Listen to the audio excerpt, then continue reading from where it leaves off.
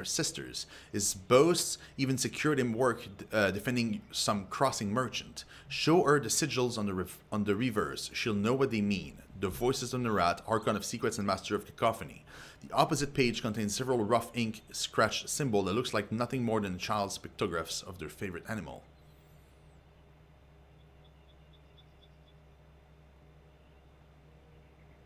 Inquire further.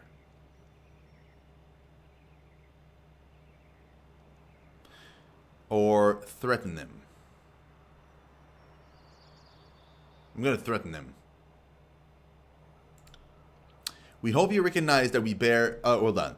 Nerat, I don't know yet what you have planned for Verse, but I promise to unravel it. As you watch your little plot collapse upon itself, imagine what I'll do to your grand designs before I bring my blades to you. Fatebinder Shino 7. Yeah! In your face! In your face.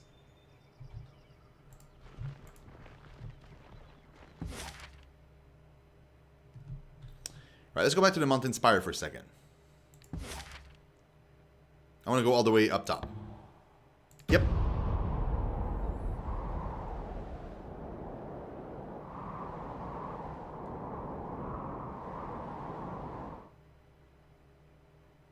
Yep.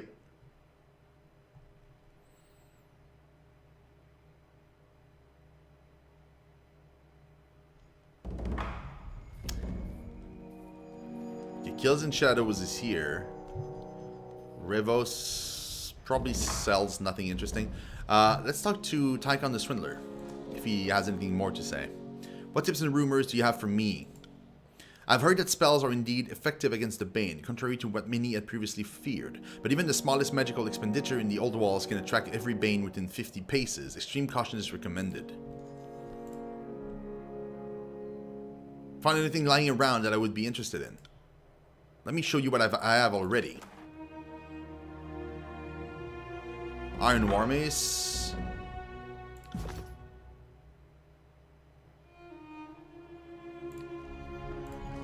Cool. He gets like some random stuff once in a while. That's impressive. Lizendra can teach us about some stuff. And Kendrick. Hey man. You have something for me already? He nods. Let me show you what I have already.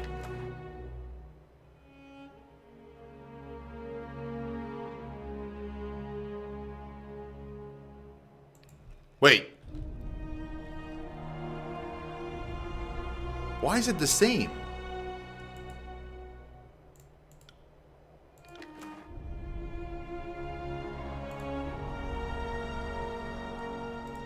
That's dumb. So one is the same of the other. What's the point?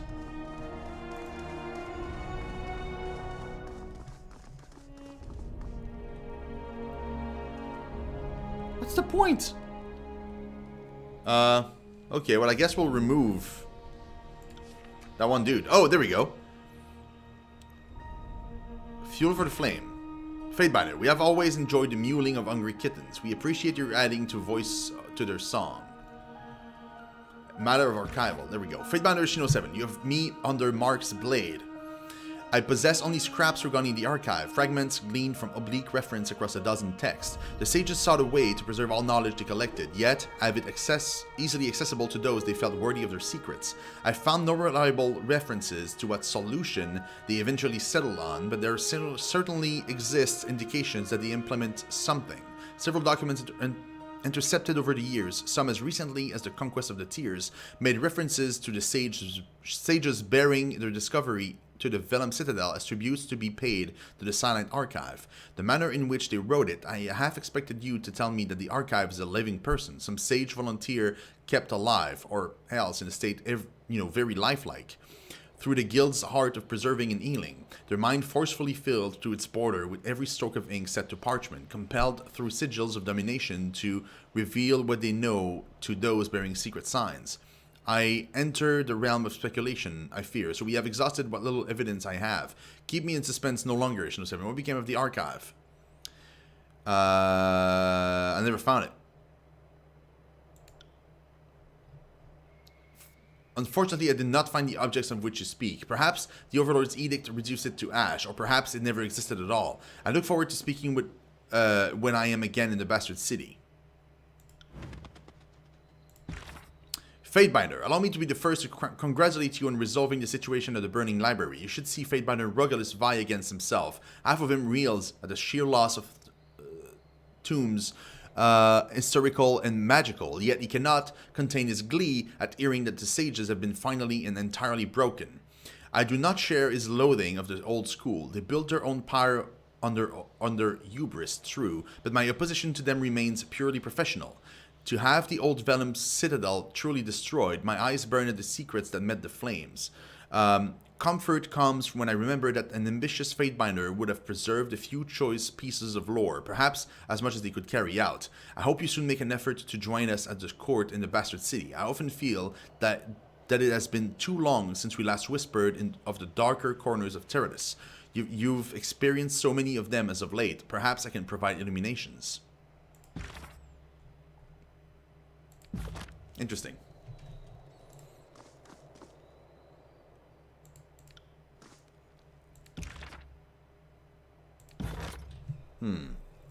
So I should remove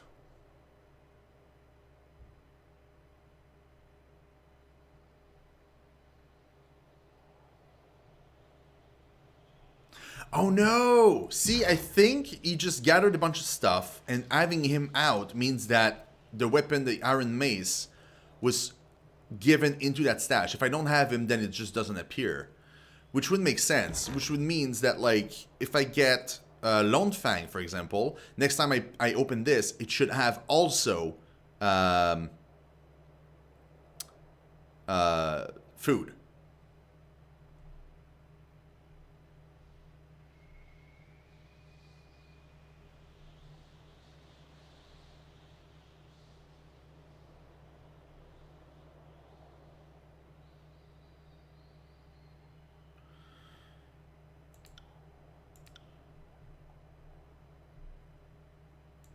Yep, okay. Also, let's see what you have for sale so I can sell to you.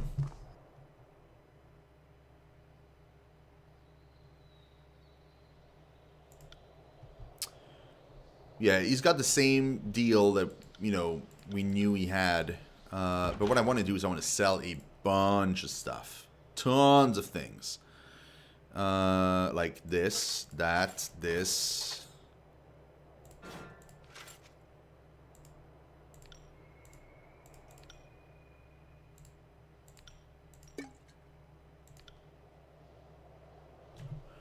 Uh-huh.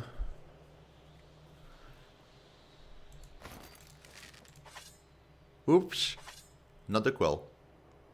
Although... Maybe I should sell the quill. We'll see. Some random scrolls. All those things.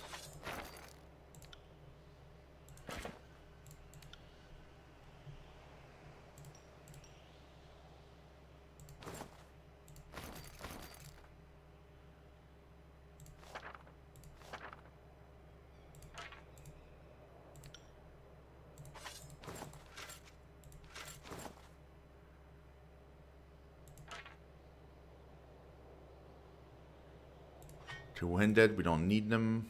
Hide.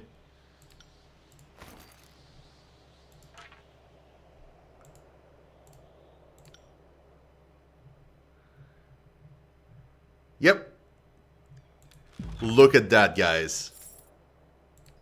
Woo! You know what that means? Nope, sorry, not you. Farewell. Nope, nope, nope, nope, nope, nope, nope, nope, nope, nope, nope, nope, nope.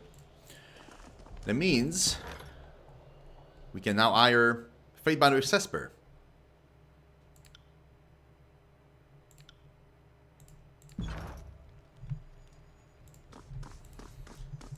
Cool. So now we have hired everybody we could hire possibly. Let's go to sleep. Wow, guys, we're making progress. I'm loving this game so freaking much. It's amazing. Yes, let's rest. And that's making me so freaking pumped for Pillars 1 and 2. I cannot wait to play these.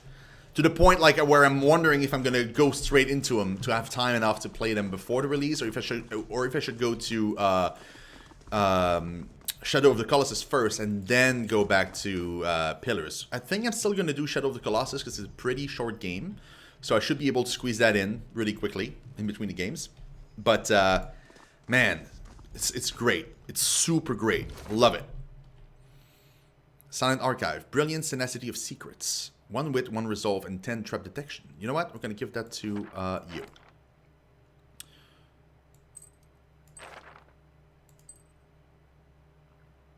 Yeah. You already have 2. You already have 2. I don't need this one. Yep, it's good. That's super good. They both want to talk. That's twice now you've undone one of Kairos' edicts. If you're trying to invite the wrath of the Overlord, good job. The sages have their share of enemies, and there are some that may have thought the Edict of Fire a suitable fate. Regardless of what the sages do or don't deserve, the knowledge in the Vellum Citadel belongs to all of us. And Kairos' destruction of that knowledge is what really tangles my line. Breaking the Edict of Fire is a signal to Tyranny. The Overlord can be defied. The punishments can be overturned. More specifically, you are the one who can undo the Overlord's whims. Ebb points at you with her staff. What is it you need? Should discuss a matter at hand. I'm still amazed we survived the Edict of Execution.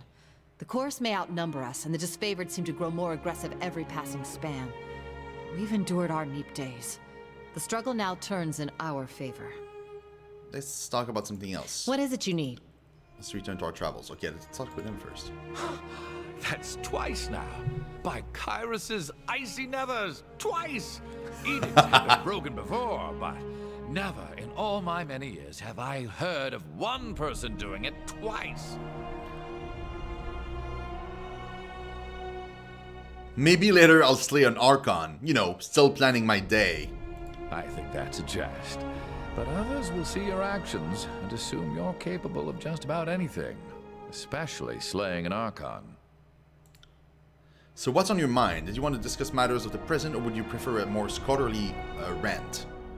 Let's discuss current matters. Of course. How can I help? Know anything about the regions we're in? The spires predate us all.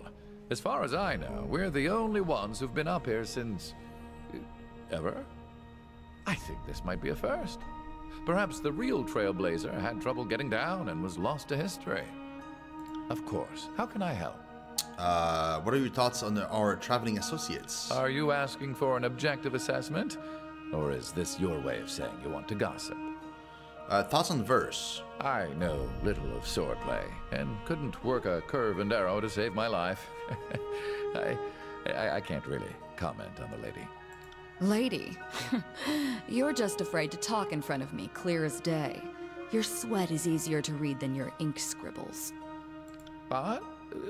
No, not at all. I just don't know how to comment on a warrior's worth, that's all. Spare me your blather. Verse pauses to read Lentry's body language. Huh. Think that, do you? Didn't know you had such swollen hope for me.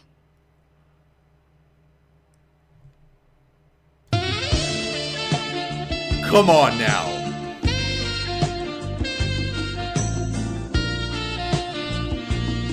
No need to keep secrets, Lentry. A most fascinating specimen. I think she has great potential. A dangerous amount of potential, to be blunt. The Scarlet Furies are the fighting elite of the Scarlet Chorus, and that means floating to the top of a sea of blood and chum. We should consider ourselves lucky to have her on our side, with her weapons usually pointed away from us. What do you make of Ebb? Good tidecasters stay underwater.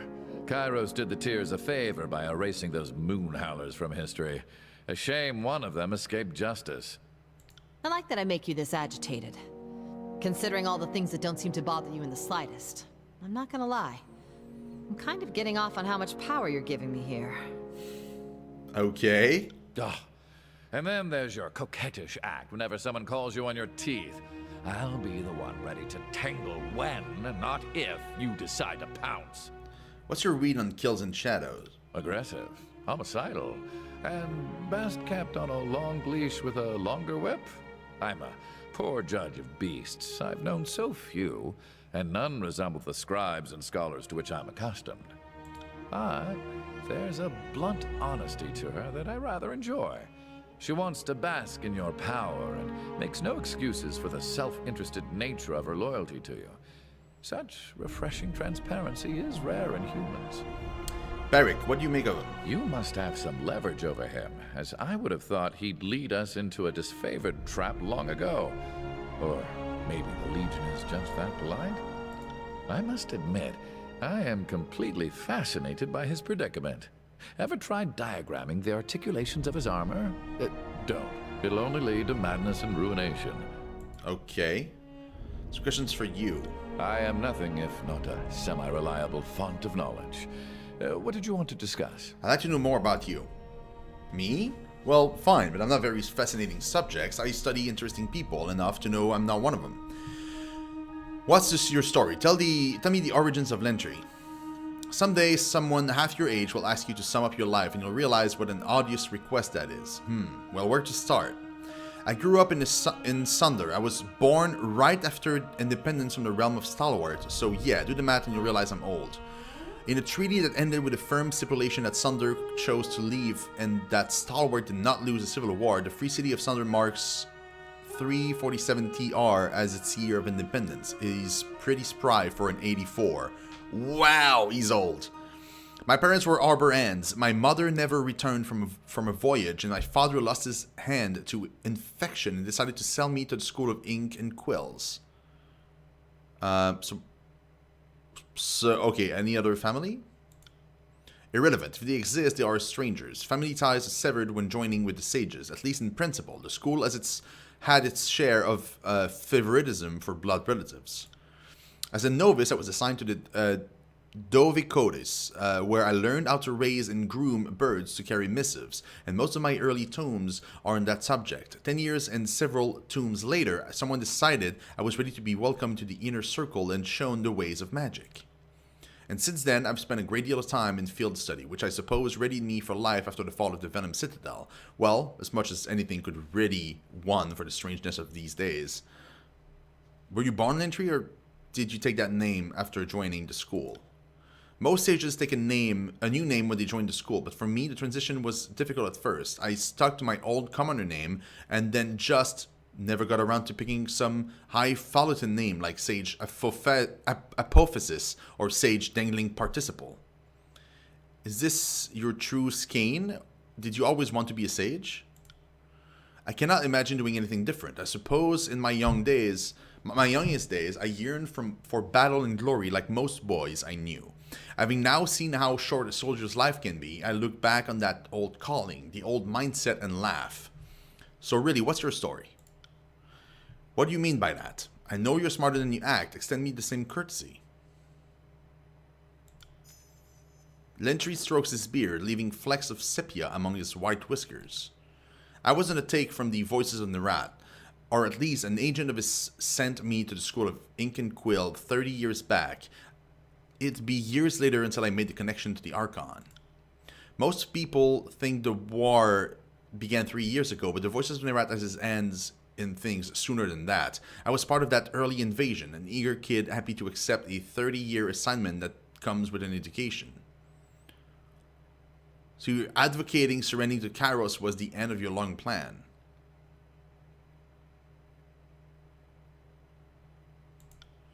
Yes and no. When I first left, I was just happy to be getting educated by the sages on someone else's rings, and my orders were simply to listen and report. As the time drew near, my commands were to win them over, a little at a time, to the notion of surrender. But I failed. The elders of the school grew defiant, and the militant minds won out. These are Tearsmen's, after all. I didn't deliver the surrender, and it took to the Overlord's edict to end what I was sent to do.